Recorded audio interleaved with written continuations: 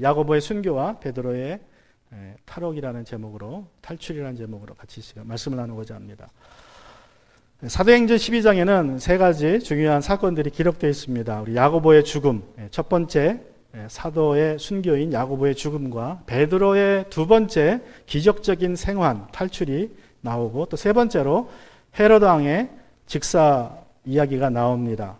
그래서 오늘 이 세 가지를 다 살펴보지는 못하고 두 가지만 살펴보고자 하는데, 야고보의 순교와 베드로의 탈출에 대해서 같이 나누고자 합니다. 우리 12장 1절을 보시면 이렇게 시작합니다. 이 무렵에 헤롯 왕이 손을 뻗쳐서 교회에 속한 몇몇 사람을 해하였다. 그래서 이 무렵이라는 말은 11장 28절에 나오는 아가보 선지자가 예루살렘에서 안디옥에 내려와서 온 세계에 기근이 있을 것이다 라고 예언한 때를 가리킵니다. 또 헤롯이라는 이름이 나오죠. 여기 나오는 헤롯은 헤롯 대왕이 아닙니다. 성경에 보면 헤롯 대왕 가문이 4대에 걸쳐서 나옵니다. 그래서 제가 요약을 좀 했고 여러분 주부에도 적어놨는데, 헤롯 대왕은 예수님 탄생 때 있었던 왕이고요. 베들레헴 아기 학살을 했고 성전 건축을 했던 그러한 왕입니다. 말씀드린 것처럼, 지난주에 말씀드린 것처럼 이 안디옥을 재건할 때에도 많이 도와줬고, 또 가이사라라는 그 도시를 헬라 도시로 만든 아주 건축으로 일가견이 있는 그 왕입니다. 그 아들이 헤롯 안티파스. 이 헤롯 안티파스는 침례 요한을 처형한 왕입니다. 예수님을 또 재판한 왕입니다. 그리고 이제 헤롯 대왕의 손자, 오늘 그 12장에 나오는 헤롯은 헤롯 아그리파 1세라고 하는데 헤로디아의 누이입니다. 그리고 헤롯 안티파스의 조카입니다. 그리고 이제 사도행전 25장에는 헤롯 아그리파 2세가 나옵니다. 아그리파 1세의 아들이겠죠. 그래서 이 사람은 사도 바울을 재판하는 헤롯입니다. 그래서 이 네 대에 걸쳐 헤롯이 나오는데, 오늘은 이제 이 두 번째 헤롯 아그리파 1세가 이제 등장합니다. 그래서 헤롯이 갑자기 손을 뻗쳐서 교회를 이제 핍박하기 시작합니다. 왜 그렇게 했을까요? 왜 헤롯이 갑자기 교회를 핍박하기 시작했습니까? 아마도 유대 땅에서 자신의 정치력을 좀 공고히 하기 위해서 그랬던 것 같습니다. 이 헤롯 아그리파는 아버지인 헤롯 아리스토블루스가 어렸을 때에 자기 할아버지 손에 죽임을 당해요. 헤롯 대왕이 아내가 몇 명 있었고 아들이 많았는데 거의 다 죽여버렸습니다. 자기 아내들하고 자기 아들들을, 권력을 지키려고. 그래서 로마 사람들이 뭐라고 이것을 풍자했냐면, 헤롯의 아들이 되느니 돼지가 되겠다, 그런 식으로 농담을 하기도 했어요. 아들을 거기다 죽여버렸으니까. 그래서 아들이 죽은 후에 이 헤롯 아그리파가 5살 때 어머니와 함께 로마로 볼모로 잡혀갑니다. 그래서 거기서 자라나요. 로마에서 자라나면서 로마의 명문가 정치인들을 다 만나고, 이제 그래서 로마에서 자라서 나중에 돌아올 때까지 로마에서 생활을 합니다. 그래서 로마에서 인맥이 넓혀졌어요. 볼모로 잡혀갔지만 나중에 다시 분봉왕으로 돌아오게 되고, 그리고 이제 여러 인맥을 통해서 이제 자기가 정치인으로서의 이제 승승장구를 하게 됩니다. 그래서 분봉왕으로 유다로 돌아온 후에 칼리굴라라는 그 황제가 있는데, 그 황제의 도움을 얻어서 분봉왕에서 왕이라는 稱호를 받아요. 그냥 분봉하고 왕은 다릅니다. 왕은 그냥, 분봉왕은 거버너 정도의 주지사 정도고, 이제 나중에 이 칼리구라라는 황제를 통해서 왕이라는 칭호를 다시 받습니다. 그리고 이제 칼리구라가 죽고 암살되고 그 이후에 글라디우스가 황제가 되는데, 이 글라디우스가 동창생이에요. 자기 황제가, 이 로마의 황제가 글라디우스가 동창생이 되어서 이 글라디우스가 밀어줍니다. 그래서 헤롯 대왕 때의 땅을 다 돌려줘요. 네가 통치하라고 그러고. 그래서 유대, 사마리아, 갈릴리, 요단강 동편, 데카볼리 지역에서 아주 넓은 지역을 이제 통치하는 왕이 됩니다. 그래서 이 헤롯은 아주 막강한 정치력이 있었어요. 로마에서는. 그런데 막상 자기가 다스리고 있는 유대 땅에서는 별로 인기가 없었습니다. 그래서 뭐 하려고 그랬어요? 사람을, 교회를 핍박합니까? 이제 인기를 좀 얻고 정치력을 공고히 하기 위해서. 그래서 이제 일을 저지릅니다. 어떤 일을 저질러요? 그는 먼저 요한과 형제가 아닌 야고보를 칼로 죽였다. 이 두 요한, 야고보, 이 형제 사도를 이제 잡습니다. 야고보를 잡아서 이제 죽입니다. 야고보가 첫 번째 사도 중에 첫 번째 순교자가 됩니다. 이 야고보가 사도들 중에서 첫 번째 순교자가 된 것은 결코 우연이 아닙니다. 예수님 살아가실 때에 야고보는 동생 요한과 함께 예수님께 가서 이렇게 당돌하게 부탁을 합니다.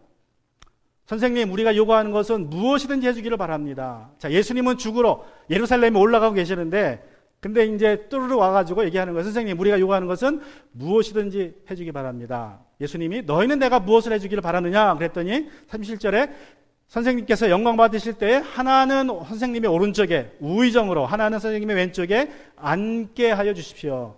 선생님, 주님, 예수님 좌우에, 이제 왕이 되러 가신다 그러니까 좌우에 우리를 앉혀달라고 부탁하는 겁니다. 그래서 예수님이 또 얘기해요. 너희는 너희가 구하는 것이 무엇인지를 모르고 있다. 내가 마시는 잔을 너희가 마실 수 있고 내가 받는 침례를 너희가 받을 수 있느냐 그랬어요. 그랬더니 아주 생각도 안 하고 대답합니다. 아주 옳거니 해가지고 할 수 있습니다. 대답을 해버려요. 그랬더니 예수님이 내가 마시는 잔을 너희가 마시고 내가 받는 침례를 너희가 받을 것이다 라고 이제 그들의 대답에 확답을 해주십니다. 여러분, 근데 예수님이 마시는 잔이 무슨 잔입니까? 예수님이 받으시는 침례가 무슨 침례예요? 고난의 잔을 마시러 가시고 계시는 예수님. 지금 예수님은 고난의 침례를 받으러 가시는데 야고보와 요한이 그것을 마시겠다고 한 거예요. 아무 생각도 없이 그런 겁니다. 아무 생각도 없이. 여러분, 우리가 성령에 이끌려 말하면 예언이 되지만 욕심에 이끌려 말하면 올무가 됩니다. 올무가. 나에게 스스로 저주가 됩니다. 그래서 무슨 말을 할 때 조심해야 돼요. 특별히 하나님 앞에서 말할 때 조심해야 됩니다. 자기의 욕심에 끌려서 함부로 말하지 않아야 합니다. 자, 헤롯이 야고보 사도를 죽이자 유대 종교자들이 다 기뻐했습니다. 신이 난 헤롯은 유대인들에게 확실히 힘을 얻고자, 정치력을 키우고자 이렇게 했습니다. 3절과 4절입니다. 헤롯은 유대 사람들이 이 일을 기뻐하는 것을 보고 이제는 베드로까지 잡으려 했다. 때는 무교절 기간이었다. 그는 베드로도 잡아서 감옥에 가두고 4명으로 짠 경비병 4패에 맡겨서 지키게 하였다. 유월절이 지나면 백성들 앞에서 그를 끌어낼 속셈이었다.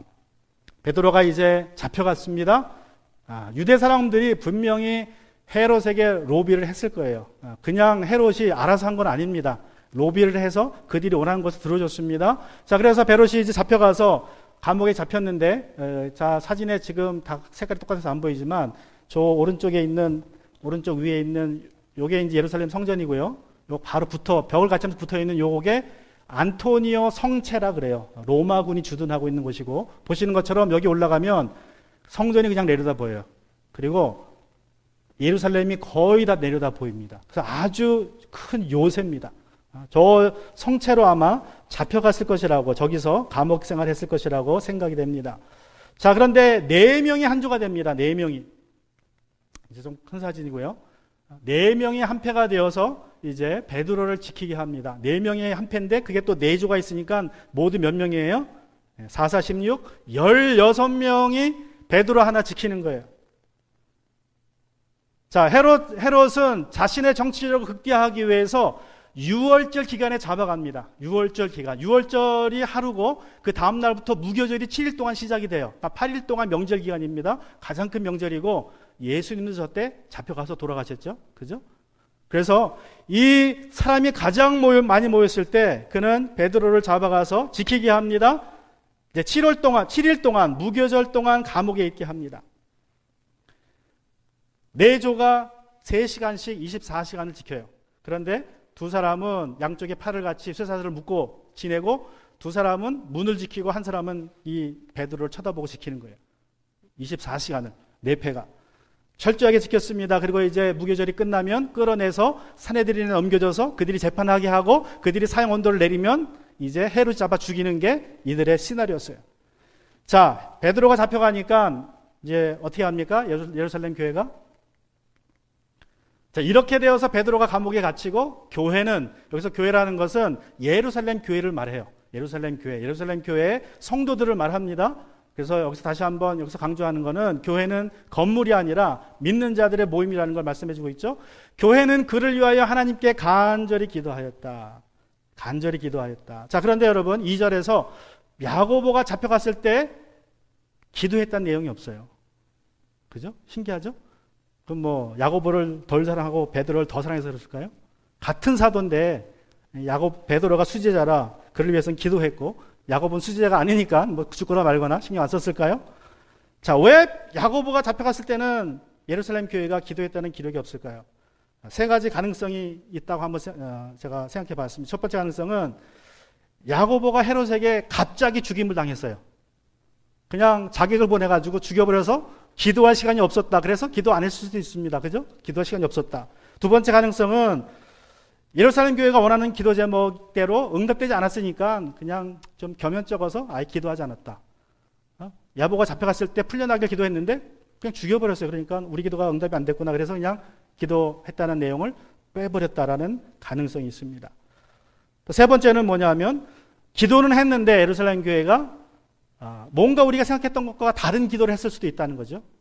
우리는 사람의 성정으로서 야고보가 잡혀갔으니까 풀려나기를 기도했을 텐데 아마 예루살렘 교회도 그렇게 기도했을 텐데 그런데 사실은 예루살렘 교회가 뭔가 다른 것을 기도했을 것이다. 야고보가 무사히 돌아오기를 기도한 것이 아니라 야고보가 고난을 통해서 하나님의 뜻을 이루기를 기도했을 수도 있다라고 생각해 볼 수 있습니다. 그래서 기도하는 것은 지극히 당연했고 기도의 내용도 지극히 당연했기 때문에 기도했다는 기록을 적을 필요가 없다는 거예요. 왜 그래요? 또 베드로가 잡혀가니까 누가의 입장에서는 그 두 절 사이에 또 기도했다라는 말을 적을 필요 없이 한 번만 기록하자. 그래서 베드로 때만 기도했다라고 기록할 수도 있습니다. 자, 그런데 이 세 번째 가능성 중에서 저는 세 번째 가능성이 묻습니다. 여러분, 헤롯이 자객을 보내서 야고보를 암살했을 가능성은 없습니다. 자기 정족도 아니고 그렇게 죽일 필요가 없어요. 또 여러분, 비록 헤롯이 왕이지만 한 사람을 죽이려면, 특히 야고보처럼 그래도 알려진 사람을 죽이려면 법적인 재판을 통해야지만 무리가 없습니다. 자기가 나중에 위험하지 않아요. 그래서 그 가능성이 없어요. 첫 번째는 또 예루살렘 교회가 단지 자신들이 기도한 기도의 내용, 야고보를 풀어주십시오라고 기도했는데 하나님이 들어주지 않으셨다고 그 기도했다는 내용을 빼버렸다는 것도 이것도 말이 안 돼요. 왜 그래요? 우리는 그리스도인으로서 내가 기도한 것이 내 뜻대로 응답되지 않는다는 것을 알고 있어요. 그러니까 뭐 그럴 수 있다고 또 하나님의 뜻을 받아들일 수 있습니다. 그래서 세 번째 가능성이 제가 보기에는 가장 큽니다. 그들은 야고보의 무사귀환을 기도했다는 것이 아니라 뭔가 다른 걸 기도했습니다. 자, 어떤 걸 기도했을까요? 사도행전 전체적인 내용을 볼 때, 또 신약 성경 전체적인 내용을 볼 때 예루살렘 교회는 야고보 사도가 풀려나기를 기도하지 않았다는 것을 우리가 알 수 있습니다. 왜냐하면 사도행전에 보면요, 사도들이 잡혀갔을 때 그들이 풀려나도록 기도했다는 기록이 없어요. 이렇게 보면 사도행전 4장에 보면 베드로와 요한이 안진뱅이를 고치고 잡혀가죠. 그죠? 그리고 설교자들 잡혀갔는데 예루살렘 교회가 그들이 풀려나도록 기도했다는 기록이 없습니다. 그런 기록 자체가 없어요. 오히려 예루살렘 교회는 베드로와 요한이 기적적으로 풀려난 이후에 고난을 감사했고 오히려 더 담대하게 하나님 말씀 전할 수 있도록 기도했어요. 다시 잡히지 않도록 기도한 게 아니라. 또 5장에서도 보면 이제 제자들 사도들이 다 기적을 행하면서 유명해지자 많은 사람들이 예수를 믿게 되자 사내들이니 12명의 사도들을 다 잡아가 버립니다. 싹 쓸어가 버려요. 근데 그때도 기도했다는 내용이 없어요. 그때도 예루살렘 교회는 이들이 풀려나게 해달라고 기도하지 않았습니다. 또 6장에 보면 스데반이 복음을 전하다가 잡혀갔을 때도 교회가 기도했다는 기록이 없어요. 그리고 7장에 보면 이제 스데반이 죽임을 당하죠. 스데반이 죽임을 당한 이후에 핍박이 시작됩니다. 사울이 많은 믿는 자들을 잡아가 버리고 심지어 죽이기까지 하는데 그때도 기도했다는 말이 없어요. 여러분, 한 번이라도 슬쩍 기도했다라고 쓸 수 있잖아요. 예루살렘 교회가 기도했다더라. 근데 한 번도 그런 기록이 없습니다. 또 16장에 보면 바울과 실라가 빌립보에서 복음을 전하다가도 감옥에 갇힙니다. 그들은 기도하고 찬양했지만 하나님을 찬양했지 풀려나게 해달라고 기도한 내용이 없어요. 후에 바울이 예루살렘에 올라가는 길에 가이사랴에 머물고 있을 때 아가보라는 선지가 또 나와서 이렇게 예언을 합니다. 이제 이 바울이 예루살렘에 올라가면 잡혀가게 될 것입니다. 그때 바울이 이렇게 말해요. 21장 13절 14절 보면 그때 바울이 대답하였다. 왜들 이렇게 울면서 내 마음을 아프게 하십니까? 바울의 친구들이 아가보 선지자가 당신 잡혀갑니다 그러니까 울면서 애원하는 거예요. 가지 마십시오, 가지 마십시오. 그랬더니 왜 이들 이렇게 울면서 내 마음을 아프게 하십니까? 나는 주 예수의 이름을 위하여 예루살렘에서 결박을 당할 것뿐만 아니라 죽을 것까지도 각오하고 있습니다. 바울이 단호하게 얘기합니다. 나는 각오되어 있습니다. 울지 마십시오. 그랬더니 바울이 우리의 만류를 받아들이지 않으므로 우리는 주님의 뜻이 이루어지기를 빕니다 하고는 더 말하지 않았다라고 기록하고 있습니다. 여러분, 이후에 바울이 아가보의 예언대로 예루살렘에서 잡혀 들어가서 기나긴 감옥 생활이 시작됩니다. 여러분, 근데 그 몇 년에 걸친 감옥 생활 도중에 바울은 한 번도 자기 아는 성도들에게 자기가 속히 풀려나게 되게 해달라고 기도 부탁한 적이 없어요. 오히려 이런 기도를 부탁합니다. 에베소서에 보면 또 나를 위하여 기도하기를, 이제 에베소서는 감옥에서 쓴 편지예요. 또 나를 위하여 기도하기를 내가 입을 열 때에 하나님께서 말씀을 주셔서 담대하게 복음의 비밀을 알릴 수 있게 해달라고 하십시오. 나는 사슬에 매여 있으나 이 복음을 전하는 사신입니다. 이런 형편에서도 내가 마땅히 해야 할 말을 담대하게 말할 수 있게 기도하여 주십시오. 여러분, 참으로 이상하지 않습니까? 감옥에 붙잡혀 있으면 당연히 감옥에서 풀려나게 해달라는 것이 첫 번째 기도 제목이 아니겠습니까? 그런데 바울은 그것이 아니라 내가 지금 이 형편에서도 마땅히 해야 할 말을 담대히 할 수 있도록 기도합니다. 여러분, 사도행전에서는 예루살렘 교회 성도들이 그래서 감옥에 갇힌 사도들을 위해서 풀어달라고 기도한 적이 없어요. 기록조차 없습니다. 그러면 그들은 어떤 기도를 했을까요? 지금 이 말씀과 또 사도행전 21장 13절 14절 말씀에 근거해서 볼 때는 두 가지를 알 수 있죠. 감옥에 갇힌 사람은 어떻게 기도했을까요? 내가 주님을 위해서 죽을 수 있도록 기도해달라고 부탁했을 겁니다. 그렇게 기도했을 거예요. 또 밖에 있는 사람들은 어떻게 기도했을까요? 주님의 뜻이 그를 통해서 이루어지도록 기도했을 것입니다. 이것이 그들의 기도의 제목이었어요. 여러분, 야고보 사도 잡혀갔을 때 예루살렘 교회는 그의 무사 귀환을 위해서 간절하게 기도하지 않았습니다. 그가 고난을 통해서 주님의 뜻을 이루도록 기도했습니다. 목숨을 버리기까지 그렇게 하게 해달라고. 또 베드로가 잡혀갔을 때도 간절히 기도했습니다. 그런데 베드로는 정작 어떻게 합니까? 12장 6절 7절. 자, 헤롯이 베드로를 백성들 앞에 끌어내기로 한 그 전날 밤이었다. 자, 인생의 마지막 날 밤을 베드로는 어떻게 보내고 있습니까? 베드로는 두 사슬에 묶여 군인 두 사람 틈에서 잠들어 있었고. 여러분, 상상이 됩니까? 자, 인생의 마지막 날 밤, 내일 죽으러 가는 날입니다. 그런데 뭐 하고 있어요? 지금 베드로가 잠자고 있어요. 잠자고. 여러분, 인생의 마지막 밤에 잠을 잘 잘 수 있을까요? 아기처럼 쿨쿨 세상 모르고. 그것도 쇠사슬에 양쪽에 팔이 묶여가지고요, 양쪽에 군인이 한 명씩 있어요. 그 불편한 데서 어떻게 잠이 옵니까? 불편한 거 둘째치고 내일 죽으러 가는데 어떻게 잠이 오냐 이거예요. 어떻게 이게 가능합니까? 이 정상입니까, 이 사람이? 세상의 눈으로 볼 때 이거 비정상이에요. 비정상. 그죠? 어떻게 내일 죽는데 잠이 와요? 어떻게 잠을 잘 수 있습니까? 성령이 없는 사람에게는 불가능하지만 성령이 충만한 사람에게는 가능할 줄로 믿습니다. 여러분, 살아도 주를 위해 살고 죽어도 주를 위해 죽는 사람에게는 가능하지만 그렇지 않은 사람에게는 불가능합니다. 베드로는 비록 감옥에 갇혀 있었지만 두 손과 발이 쇠사슬에 묶여 있었지만 그는 주님의 이름을 살고 주님의 이름을 위하여 살고 죽겠다는 확신이 있었습니다. 주님의 뜻을 이루겠다면 목숨이라도 내놓겠다는 확신이 있었습니다. 그래서 죽음이 코앞에 있었지만 마음은 평안했습니다.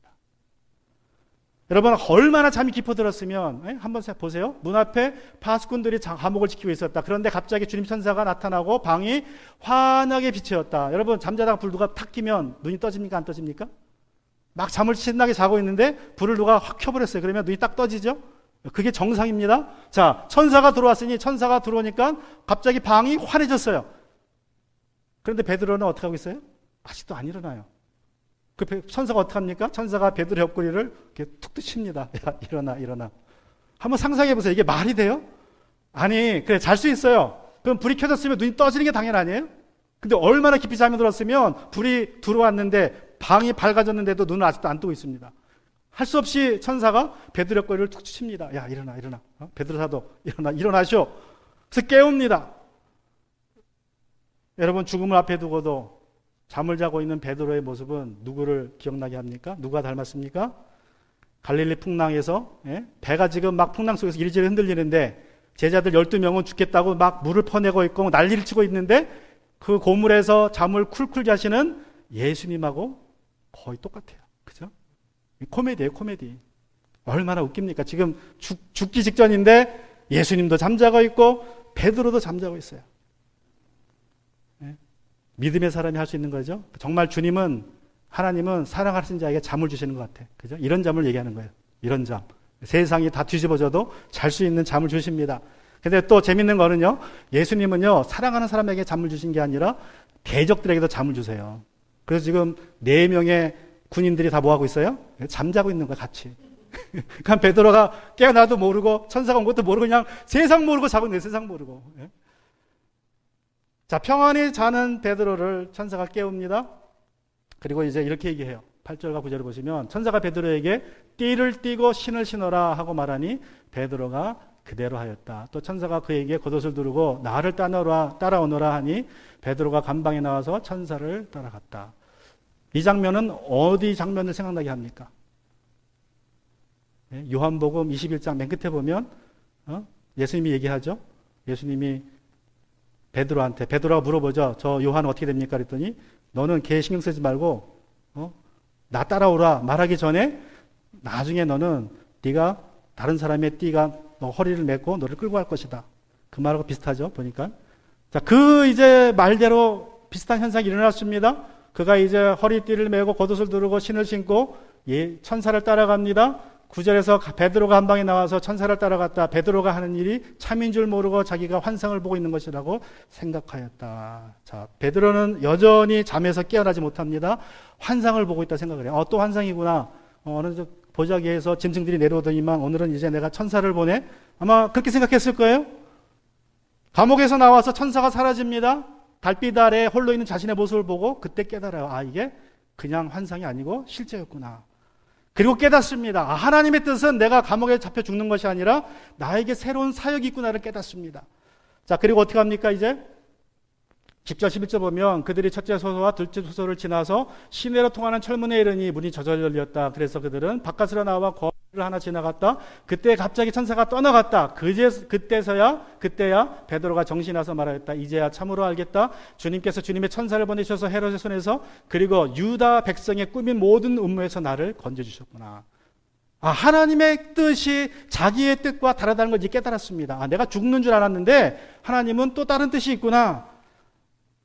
자, 그래서 그는 어떻게 합니까? 그는 이제 교회로 찾아갑니다. 이런 사실을 깨닫고서 베드로는 마가라고도 하는 요한의 어머니 마리아 집으로 갔다.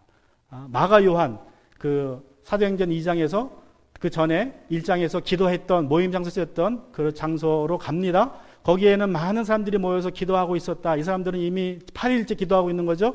베드로가 대문을 두드리니 로데라는 어린 여종이 맞으러 나왔다. 로데라는 말이 장미라는 뜻이라고 합니다. 아주 예쁜 이름인데 이 여종이 이제 누가 문을 두드리니까 그 문을 열어주러 나갔습니다.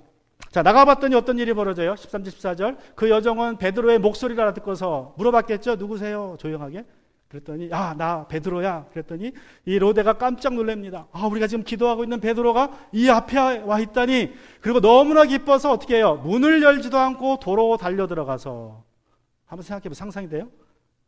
지금 문 열어달라고 문 두들겨 있는데 너무 기뻐가지고 내가 예상치 못한 사람이어서 너무 기뻐가지고 문은 안 열어주고 다시 달려 들어갑니다. 집으로 달려가서 어떻게 해요? 대문 앞에 베드로가 서 있다고 알렸다. 자, 말해줬어요. 베드로가 와 있습니다. 사람들이 여종에게 내가 미쳤구나 하고 말하였다. 여종은 참말이라고 우겨댔다. 그러니까 서로 싸우는 거예요 지금. 베드로가 와 있습니다. 네가 미쳤구나. 베드로가 와 있습니다. 내가 미쳤구나. 그래도 이 여종이 지지 않으니까 그들이 마침내 어떻게 합니까? 그들은 베드로의 천사일 거야 하고 슬그머니 꼬리를 내려요. 여러분, 이거 코미디 아닙니까? 한번 상상해 보세요. 베드로를 위해서 막 기도하고 있는데 베드로가 밖에 와 있다 그러니까 너 미쳤구나. 베드로가 어디 와 있느냐. 그리고 서로 싸우고 있어요. 그래도 못 믿어. 마침내 하는 말이 그래 베드로 천사일 거야. 그리고 그냥 끝. 그래도 이제 베드로가 어떻게 합니까? 계속 두들기죠. 여러분, 우리가 예루살렘 성도들이 감옥에 갇힌 베드로의 무사귀환을 위해서 간절히 생각하고 기도하고 있었다고 생각하기 때문에 이 이야기가 코미디처럼 들리는 거예요. 저도 전에 이렇게 설교했어요. 이 말씀 가지고 얼마나 한심하냐 저 사람들. 모여서 기도했는데 베드로가 풀려나기를 기도했는데 막상 하나님이 풀어줬더니 그 말을 믿지 않더라. 참 한심하다. 우리도 그럴 수 있죠. 이게 이 말씀의 교훈이었습니다. 근데 제가 연구해 보니까 그런 말씀이 아니에요. 여러분, 예루살렘 교회 교인들이 한심했던 교인들이 아니에요. 이건 코미디가 아닙니다. 아주 놀라운 믿음의 이야기예요. 근데 우리가 그런 믿음이 없으니까 이 이야기가 믿어지지가 않아서 코미디처럼 들리는 거예요. 우리 안경으로 이 이야기를 보니까 말도 안 되는 이야기예요. 말도 안 돼. 어떻게 기도해놓고 기도응답을 받지 않을 수 있을까? 이렇게 우리 생각하는 거죠. 근데 문제는 그들의 기도는 베드로의 무사귀환이 아니었어요. 앞에서 말씀드린 것처럼 그들은 베드로가 무사히 두 번째로 하나님의 기적으로 그 어려움에서 빠져나오길 기도한 것이 아니라 뭘 기도했습니까? 사도행전에 나온 것처럼 베드로가 죽기까지 주님의 이름을 위해서 고난을 뚫고 가도록, 주님의 뜻을 이루도록 기도한 거예요. 그러니까 이들은 전혀 못했던 기도응답이 오니까 미쳤다 그런 거예요. 그건 우리가 기도한 게 아니야. 그건 하나님의 뜻이 아닐 거야. 그렇게 나온 겁니다. 그러자 베드로가 이렇게 싸우고 있을 때 16절에서 보면 그동안 베드로가 줄곧 문을 두드리고 있으니 사람들이 문을 열어서 베드로를 보고 뭐 했다? 깜짝 놀랬다. 천사인 줄 알았는데 가서 보니까 진짜 있어요. 깜짝 놀랐습니다. 자, 그래서 어떻게 합니까? 베드로가 이렇게 합니다. 17절에 보면 베드로가 손을 흔들어서 조용하라는 거죠. 막 쏟아낼 테니까 조용하게 하고 주님께서 자기를 감옥에서 인도하신 일을 이야기하였다. 그리고 그는 이 사실을 야고보와, 여기서 야고보는 예수님의 젖동생 야고보입니다. 다른 신도들에게 알리시오 하고는 자기는 거기에서 떠나 다른 곳으로 갔다. 자, 학자들은 베드로가 이때 예루살렘을 떠나서 로마나 고린도나 안디옥으로 갔을 것이라고 추측을 합니다. 어쨌든 그는 예루살렘의 위험을 피했어요. 왜냐하면 하나님의 뜻이 자기가 도망치는 것이기 때문에 거기서 피했습니다. 여러분, 우리가 주님의 일을 하다가 감옥에 갇히는 것 같이 아주 옴짝달짝 할 수 없는 상황에 빠지게 될 때 우리는 그 고난에서 벗어나기를 기도하는 것보다는 고난을 뚫고 지나가기를 기도하셔야 됩니다. 내가 죽더라도 주님의 영광을 위해서, 주님의 이름을 위해서, 주님의 뜻이 이루어지도록 고난을, 폭풍을 뚫고 지나가도록 기도하는 것이 믿음의 자세예요. 1991년 제가 골든게이트 신학교에 막 입학했을 때에 조태권 전도사님이라는 분하고 같이 입학을 했습니다. 이분은 침대신학대학 후배예요. 저보다 나이는 한 5살 많은데 신학을 늦게 시작해서 후배입니다. 미조리에 볼리바 같이 유학을 와서 2년 동안 같이 공부를 했는데 이분이 이제 마지막 1년을 스프링필드라는 볼리바에서 1시간 떨어진 곳에서 목회를 하셨어요. 임시담임으로 작은 한인교회에서, 스프링필드 한인 침례교회에서 목회를 하셨는데 교회가 아주 힘든 교회예요. 아주 힘든 어려운 교회입니다. 그래서 이 전도사님이 그 교인들이 이제 막 어려움을 겪고 임시담임 전도를 갔기 때문에 자기들의 하소연을 그냥 맨날 전도사님 불러내요, 전화로. 그럼 전사님이 전화로 들어주다가 나중에 오라 그러면 밤에 달려갑니다. 1시간 운전해서. 그리고 밤새 들어주고 아침에 와서 잠깐 자고 수업 듣고 또 오후에 또 그런 일이 벌어져요. 그럼 또 달려가서 들어주고. 그렇게 하기를 몇 개월을 하더라고. 그래서 나중에는 사백이 소화가 안 된대요. 그래서 가서 보니까 위궤양이라고 의사가 조심하라고 이렇게 진단이 나왔습니다. 그리고 이제 졸업때가 되어서 저는 골든게이트로 원서를 넣었는데 이분이 고민을 해요. 교회에서 오퍼를 했대요. 영주권을 내줄 테니 우리 담임으로 오십시오. 그래서 제가 얘기를 했어요. 건강을 위해서라도 공부를 하십시오. 공부하러 왔으니까 공부하러 가시는 게 좋을 것 같습니다. 그래서 이분이 이제 담임으로 가려다가 공부하러 같이 왔는데 공부하다가 또 배가 아파서 병원에 갔더니 위궤양이 지나쳐서 암 판단이 나왔어요. 위암 판단이. 급성. 근데 스탠포드 대학에서 아주 특별한 처음 보는 암세포라 그래가지고 특별 케이스로 무료로 수술해 주셔서 암세포를 다 빼냈습니다. 그리고 건강한 줄 알았는데 또 몇 개월 후에 재발했어요. 그때 우리 신학교 1학년 신입생들이 미국의 친구들까지 합쳐가지고 한 40명 정도가 기도를 했습니다. 하루에 1시간씩 24시간 동안 나을 때까지. 예? 이 전사님 살려달라고. 열심히 기도했어요. 미국 친구들도 캠퍼스에 와서 1시간 동안 번갈아 가면서 24시간 열심히 기도했습니다. 열심히 기도했는데 이분이 그냥 돌아가셨어요. 그때 우리 신학 1학년생들이 패닉에 빠졌습니다. 다들 하나님이 역사하셔서 살려주실 줄 알았는데, 예? 그렇게 우리가 열심히 기도했는데, 이 젊은 전도사님, 이제 나이가 30도 안 됐고, 1살짜리 애가 있고, 이제 갓 결혼한 전도사님이 신학교 주의종 되기 위해서 왔는데, 어떻게 이렇게 갑자기 데려가실 수 있나. 그래서 진짜 세상 말로 우리 1학년 학생들 몇 명이 멘붕에 빠져버린 거예요. 기도 이렇게 열심히 했는데 하나님이 왜 데려가셨을까? 여러분, 우리가 이런 어려움에 빠졌을 때 그렇게 기도하는 건 당연한 거예요. 그러나 말씀드린 것처럼요, 전혀 가망이 없어 보이기 시작한다면 주님의 뜻을 이루도록 기도하는 게 옳습니다. 주님의 뜻을 이루도록. 베드로처럼 하나님이 나를 풀어주는 것도 주님의 뜻이고요, 야고보처럼 내가 목숨을 잃는 것도 주님의 뜻입니다. 주님의 뜻을 보여주는 믿는 자의 자세를 갖는 게 우리들의 자세예요. 나를 죽이시고 살리는 것은 하나님의 뜻인 줄로 믿습니다. 오늘 제가 아침에 일어나가지고 준비하면서 내가 매일 기쁘게 간증을 들었어요. 샤워하고 막 준비하면서. 근데 오늘 보니까 토스트 굽는 김석봉 장로님의 이야기가 나오더라고. 한번 여러분 집에 가서 보세요. 유튜브 찾아가지고. 이분도 열심히 일을 해가지고 살만하니까 간암에 걸렸대요. 급성 간암에, 위암에. 근데 하나님 살려주셨어요. 그래서 지금도 열심히 10년이 넘었지만 일을 하고 계시고 사역하고 계세요. 정말 내가 죽느냐 사느냐는 하나님이 결정하실 문제예요. 여러분, 얼마 전에 터키에 구금되어 있던 미국 목사님이 석방됐죠? 그죠? 2달 만에. 그래서 백악관에서 트럼프 대통령 위해서 기도하는 장면도 이렇게 유튜브에 나오고 그랬는데, 여러분이 어려움청했을 때 기도하세요. 풀려나게 해달라도. 풀려날 수 있도록. 그 고난에서 벗어나도 기도하시지만 그게 응답이 되지 않고 지연되거나 할 때, 또 너무나 상황이 암울해질 때는 주님, 내가 사나 죽으나 주님의 뜻을 위해서, 예수님의 이름을 위해서 살 수 있도록, 죽을 수 있도록 믿음을 달라고 기도하시길 바랍니다. 그것이 우리의 자세입니다. 여러분, 기도는 내 뜻, 내 꿈, 내 계획을 이루는 도구라고 생각하면 베드로가 감옥에서 꿈을 꾸듯이 잠을 잘 자는 것이 이해가 되지 않습니다. 베드로가 풀려났다고 우게 되는 여정에게 내가 미쳤구나라고 말하는 예루살렘 성도를 보고 정말 이 사람들 믿음이 없구나라고 우리는 판단하게 됩니다. 생애의 마지막 날 꿀잠을 잔 베드로가 비정상이 아니라 그런 베드로를 이상히 여기는 그리스도인들이 비정상입니다. 베드로가 풀려났다고 말하는 여정에게 내가 미쳤구나 말하는 사람이 믿음 없는 사람이 아니라 베드로가 풀려나기만을 기도하는 사람이 믿음 없는 사람입니다. 베드로는 사나 죽으나 내가 주님의 것이라는 믿음을 가졌습니다.